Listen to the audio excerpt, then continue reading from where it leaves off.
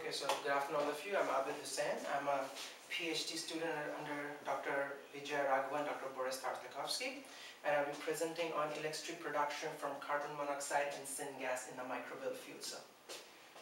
So to begin with, first the outline, the introduction, what exactly are microbial fuel cell and what is the need for converting CO and syngas to electricity, how exactly does microbial fuel cell work, the results so far, and the future studies. So all of us know that biomass is one of the promising sources of renewable energy. It has increasingly been advocated as one of the more sustainable sources of energy. It is expected to growth of 0.5 to 1% per year. Currently 12 to 14% of the world energy needs is met by biomass. However, if biomass is efficiently utilized, it could meet to 25 to 40% of the world energy demands by 2035 or 2050. Right now, the energy utilization methods which we have, around 40 to 45% of the energy content in biomass is lost.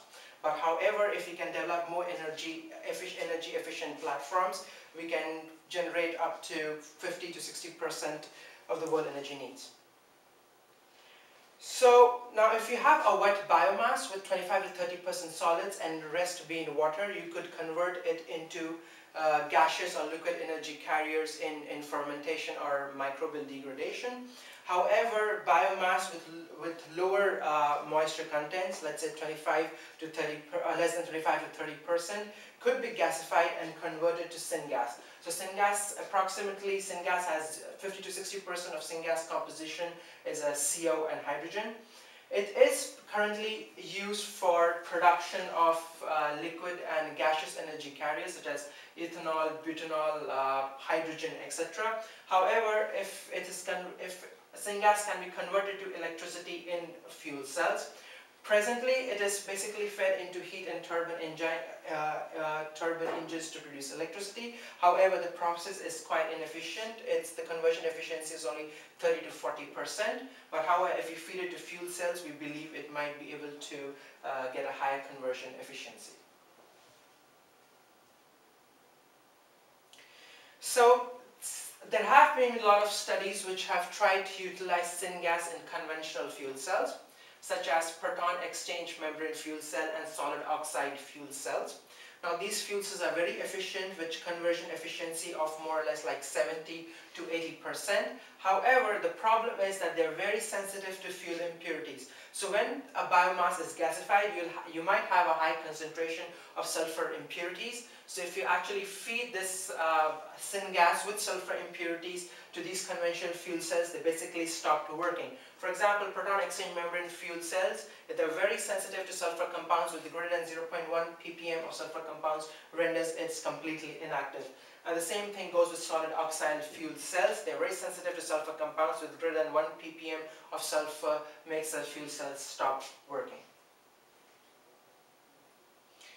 So now I introduce you microbial fuel cells. So before we see that how syngas can be converted to electricity in a microbial fuel cell, I'll explain you how exactly do microbial fuel cells work. So a microbial fuel cell, like any other fuel cell, has an anodic compartment and a cathodic compartment. So anodic compartment would basically house the microorganisms. So you basically use a carbon felt anode. It's basically any porous material but electrical conductive. So it will house the anode and you inoculate it with microorganisms. Now microorganisms can either be a pure strain microorganism, or you can just use an anaerobic sludge, which is a representative of a consortium of microorganisms. So you feed the organic matter to your anode, and the microorganism would catalyze the oxidation of the substance. So, and they transfer the electrons from the anode to the external electrical circuit to the cathode, and the proton transfers to the cathode, where it is reduced with oxygen. So basically the microorganism catalyzes the oxidation of the organic matter and transfer the electrons to the anode, leading to generation of electricity. So microbial fuel cells have so far had primarily been operated on gaseous substrates such as, liquid substrates such as wastewater, glucose, acetate butyrate. However, there are also few studies in which the microbial fuel cell was fed with hydrogen. However, there has been no study so far which shows the conversion of CO and syngas to electricity in a microbial fuel cell. The picture here shows 100 ml and 200 ml lab scale microbial fuel cells. So we hypothesized that perhaps it was possible to directly convert CO and syngas to electricity in a microbial fuel cell. So we went ahead with the project and we constructed a 50 milliliters microbial fuel cells. And the question was, how do you feed CO and hydrogen to the microbial fuel cell? Now, because we were not looking into the conversion efficiency of the system, we just wanted to demonstrate that syngas could be converted to electricity in a microbial fuel cell. So we just made it very simple. We just used a sparger stone and we bubbled the gas into the anodic system. So we directly fed the microbial fuel cell with carbon monoxide and syngas. We operated the microbial fuel cell under mesophilic conditions, that is 35 degrees Celsius, and we inoculated with an anaerobic sludge. It means that it will have mixed microbial populations. And we tried different CO flow rates to optimize CO conversion. And this was the results we got. This shows our 50 milliliter microbial fuel cell in our lab.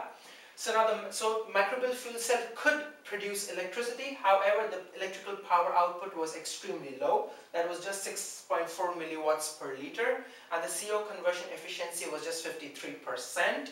And the electrical efficiency, which is also called as coulombic efficiency, was just 10%. That means only 10% of the carbon monoxide was getting converted to electricity, and the rest was basically going in methane production and other degradation products. Anyhow, so the study showed that you could convert carbon monoxide and syngas to electricity in a microbial fuel cell. Now, the question was to improve the electrical power output and conversion efficiency. So from our experimental observations, we saw that the main problem was a low solubility of carbon monoxide and syngas in water. We could have used continuous stirred tank reactors to increase the mass transfer from gas to liquid of CO and syngas, but we didn't want to do it because it would require extensive changes in the anodic design of the microbial fuel cell and also the scale. In a 50 milliliter microbial fuel cell, it was very difficult to have a continuous stirred tank reactor. So we turned to silicon membrane systems, because we know that the silicon membrane systems are quite efficient in gas to liquid mass transfer. They're quite expensive and they could offer higher diffusional rates of carbon monoxide and syngas. So we used two membrane systems. We used a flat membrane system as shown here on the right and a silicon tubing membrane system as shown here below. And we again ran the microbial fuel cell at mesophilic conditions at 30 to 35 degrees Celsius, and we again inoculated the microbial fuel cell with anaerobic sludge. So the picture shows here a silicon membrane system, a microbial fuel cell, and this is how the silicon tubing was placed in the anode of the microbial fuel cell. And again, we tried different CO and syngas flow rates to optimize the electrical conversion and gas conversion. So we tried 4 and 6 liters of CO per liter of reactor per day, and the same thing for silicon tubing. And here are the results. When we fed CO and syngas to silicon membrane microbial fuel cell, the power output was around 13 milliwatt per liter and the CO conversion efficiency was 84%. So we were able to increase the power output. And the same goes for silicon tubing. The maximum power output we have was 19 milliwatt per liter and the CO conversion efficiency was 92%. Also, the electrical conversion efficiency increased to 35% compared to only 9% which we had earlier. Anyhow, the power output was still low, but we have further improved the microbial fuel cell and we now have a power output of close to 45 milliwatt per liter. Now, just to give you a comparison of what the first study had and what we had with second study, so it was 6.4 milliwatt, but we could increase it to 19 milliwatt per liter. And the CO conversion efficiency was for syngas 52%, but now we have close to 54%. For CO, it's much higher, 84 and 92%. So the point here that maybe if you improve the microbial fuel cell design further, you might be able to have much higher power conversion efficiency and power output. So the conclusion of the study is while CO and syngas can be converted to electricity in a microbial fuel cell, the volumetric power of CO can be enhanced by adoption of efficient mass transfer techniques. However, the further improvement would be required to make it more viable, such as understanding the microbiology of the system. It's ultimately the microorganisms which are catalyzing electric generation, so you have to understand the microbiology of the system. And the further optimization of system design and operational parameters could lead to such high conversion efficiencies, and the pathways leading to electric generation still need to be understood. These are the references. Thank you.